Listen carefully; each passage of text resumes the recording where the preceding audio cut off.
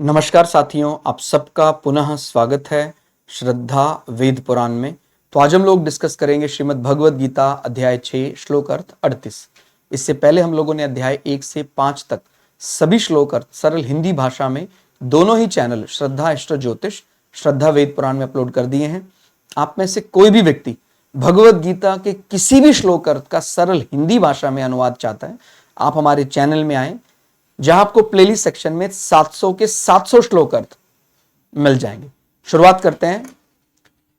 आज का श्लोक अर्थ अर्जुन के मन में जो आपने देखा 37वें श्लोक में भी जो संशय चल रहा था, वही संशय आगे बढ़ाते हुए भगवान श्री कृष्ण से प्रश्न करते हैं, हे महाबाहो, क्या वह भगवत प्राप्ति के मार्ग में मोहित और आश्रय रहित पुरुष छिन्न भिन्न बादल की भांति दोनों ओर से भ्रष्ट होकर नष्ट तो नहीं हो जाता है? तो एक प्रकार से प्रश्न के रूप में हम देखिए, हम जब भगवत गीता पढ़ रहे थे हम क्या बोल रहे थे कि अर्जुन को यहां तो मानना है, लेकिन और बढ़िया समझ पाएंगे आप भी कोई ना कोई किरदार ले लें, तो अर्जुन को आप खुद समझ लें कि आप यहां अर्जुन के जगह हैं। तो आप भगवान से प्रश्न कर रहे हैं कि अगर मेरा ये रास्ता जो मैंने शुरुआत की थी, मैं तो गत्वा किसी कारण से वो पूरा नहीं कर पाया, तो मैं ना यहां का रहूंगा ना मैं वहां का रहूंगा। यानी मैं, जैसे भगवान ने बताया कि भाई जो स्वर्ग की कामना से कार्य करेगा तो उसको स्वर्ग की तरह काम करने पड़ेंगे, और फिर उसको पुण्य चाहिए, और फिर उसको पाप भी मिलता है। तो वो उस भावना से काम नहीं कर रहा था, उसने वो छोड़ दिया विचार कि मैं अब स्वर्ग के लिए तो काम कर ही नहीं रहा था, मैं तो मुक्ति साधना के लिए काम कर रहा था। लेकिन उसका जो अंतकाल में उसका जो मन था वो अपने इंद्रियों के साथ जुड़ा रहा, उनसे एक प्रकार अंतर्मन में मन शांत नहीं हो पाया पूरी तरह से। मन संसार के साथ जुड़ा रहा, इंद्रियां हैं, मन है, उनका विषय वो काबू नहीं कर पाया।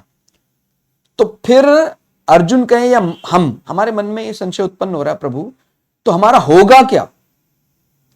बड़ी मेहनत से जैसे तैसे करके हमने आपके वाक्य माने इससे पहले वाले श्लोक अर्थ को पढ़कर हमने अपने जीवन में स्वर्ग का जो प्राप्ति का हमारा कोई ख्वाब था वो हमने छोड़ दिया कि स्वर्ग नहीं चाहिए, जहां शरीर सदा युवा रहे है, शरीर को कोई कष्ट ना हो, वहां बहुत भोग मिले, ऐसा हमने मन से हटा दिया कि भाई 1000 साल का जीवन वहां हो जाएगा, शरीर सदा युवा रहेगा, शरीर में कोई कमी नहीं। क्योंकि धीरे धीरे भगवत गीता को जैसे जैसे पढ़ेंगे तो हमें समझ में आने लग जाएगा कि वास्तव में स्वर्ग भी हमारे दुखों का अंत नहीं कर सकता है।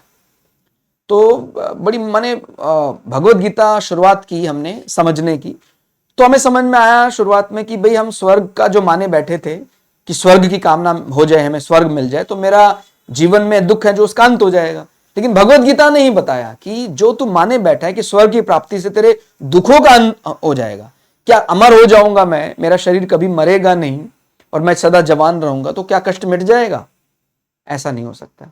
शरीर अमर हो जाए तभी भी कोई अपमानित कर सकता है, कोई मेरा संबंधी, कोई मेरा सहोदर, उसको कोई प्राण संकट हो सकता है, तो उससे जुड़ने के कारण मुझे भी सुख और दुख तो मिलते ही रहेंगे।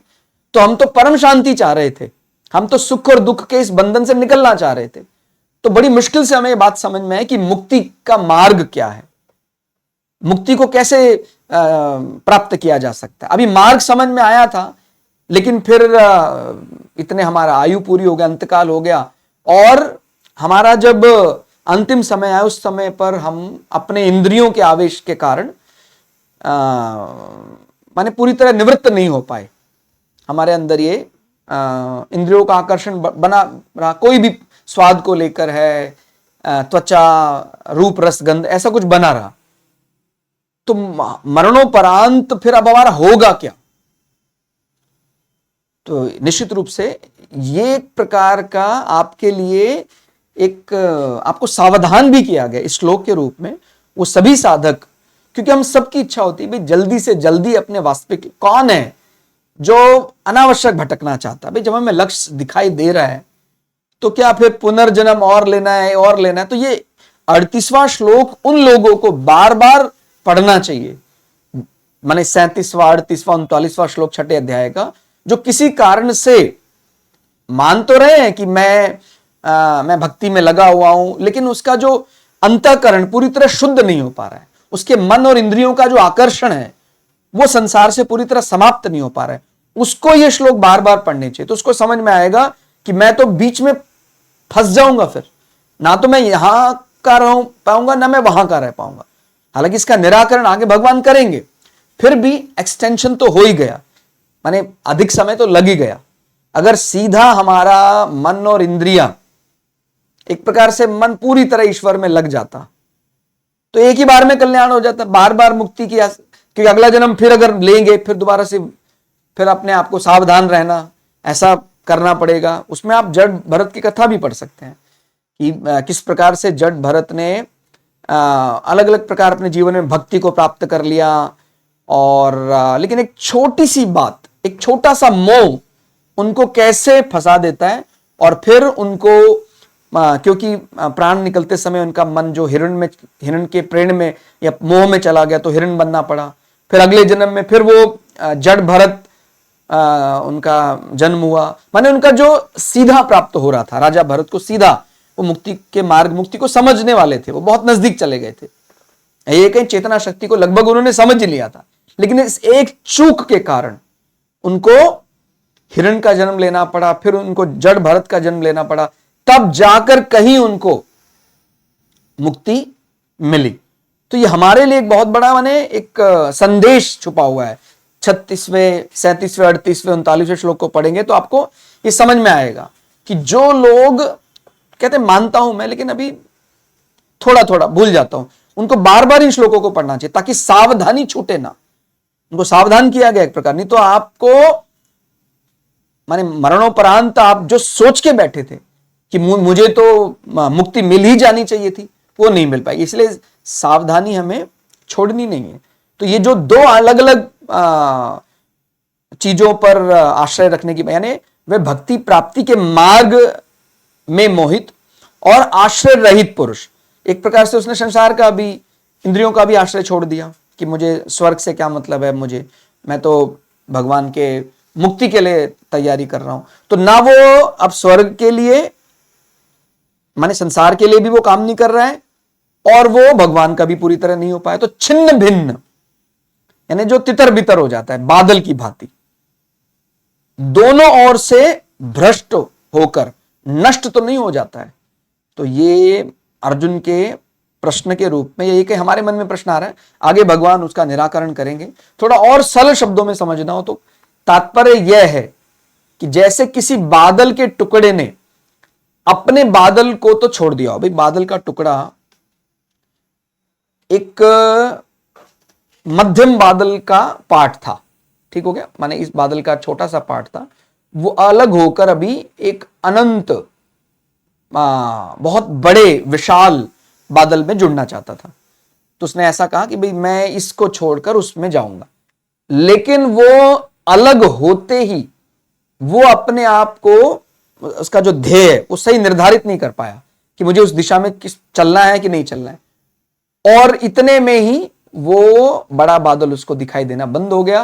तो ना अब वो यहां का रहा, या ये कहें इतने में ही तेज हवा चलने लग गई, और ये जो बादल था छोटा रूप वो तितर बितर हो गया, बड़ा बादल चला गया, मध्यम बादल भी दूर हो गया, तो फिर छोटे बादल का तो एक प्रकार से अंत ही समझिए। तो ये एक प्रकार संज्ञा देकर अपने भय को प्रकट किया जा रहा है अर्जुन के रूप में। और निश्चित रूप से हमें भी सावधान हो जाना चाहिए कि वो निकला तो था कि मैं इस मध्यम आकार के बादल को छोड़कर एक अनंत आकार के बादल का हिस्सा बन जाऊंगा या स्वयं अनंत बन जाऊंगा।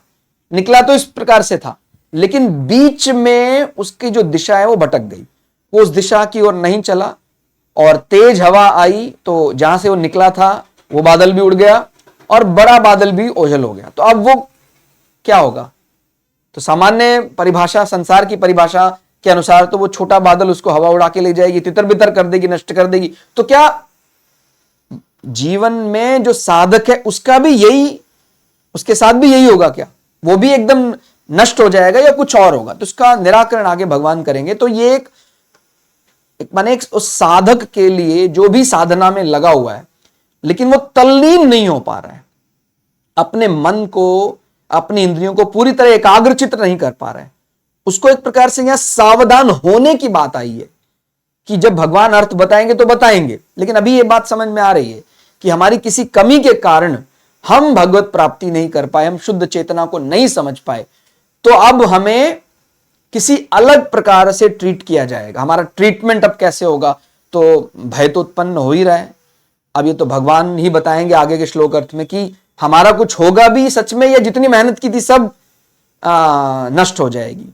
तो उसको जानने के लिए जुड़े रहिए हमारे चैनल में। 6ठा अध्याय 39वां श्लोक, उसमें फिर हम अर्जुन का एक और संशय व्यक्त करेंगे और उसके बाद भगवान इसका निराकरण करेंगे। ठीक है, आज के लिए इतना ही। मिलते हैं अगली वीडियो में, तब तक के लिए जय श्री भगु पराशरा, जय श्री शुक्राचार्य, नमस्कार।